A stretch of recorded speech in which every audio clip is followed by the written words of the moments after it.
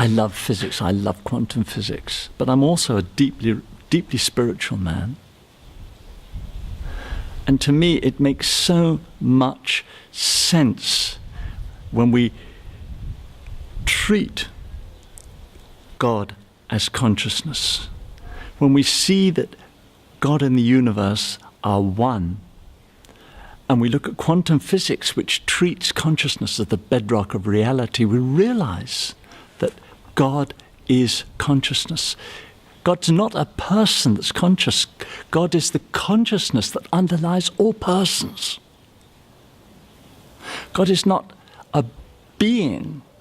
God is the beingness that underlies everything.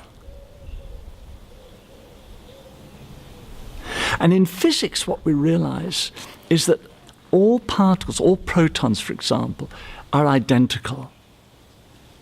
They have the same lifespan, they have the same charge, they have the same mass, they have the same value of quantum spin. And this suggests that if they are acts of consciousness, then the consciousness underlying them is one. And this is the oneness of God. This is the true monotheism, is that consciousness is one and it's indivisible. Now, I am conscious and you are conscious. And the consciousness in you and the consciousness in me is the same one indivisible consciousness. So you are me and I am thee.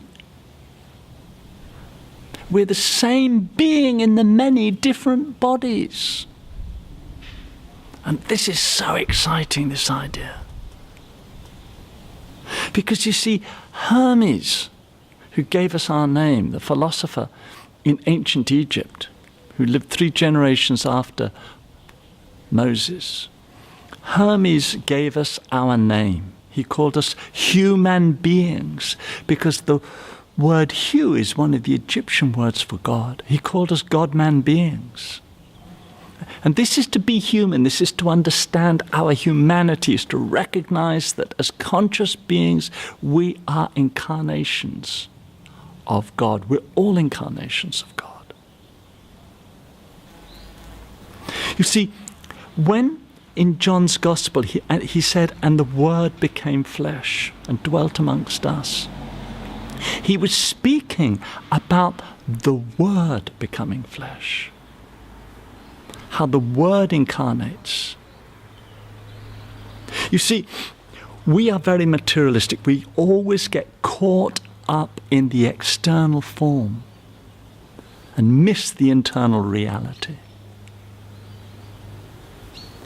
Jesus Christ was an incarnation of the Word. But as a scientist, I can't accept anything that is not repeated.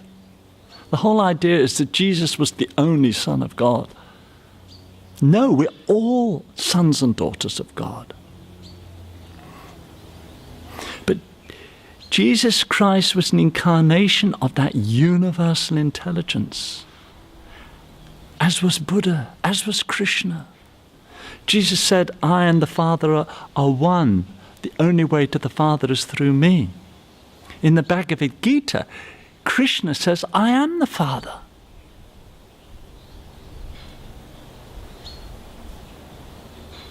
I mean, why go to the Son if you can go direct to the Father? You could argue that. We're in a multi-religious society. We can't just take one scripture like the Bible in isolation. If we're going to look at the Bible, we have to look at the Gita.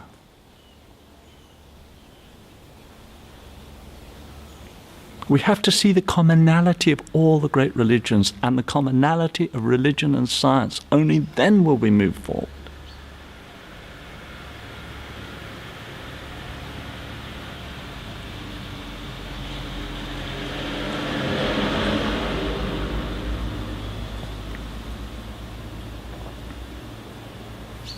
In the beginning was the Word, and the Word was with God, and the Word was God. And it's that Word that we need to find. It's that expression of the universal intelligence that we need to allow through us. We all have that potential to allow the Great Spirit, if you like, the great universal intelligence to express through us. Men like Jesus, Buddha, Krishna, they came to set an example. They came not to be worshipped, but to show us how we can be truly human, how we can love one another, how we can cherish this life and every opportunity that it offers us.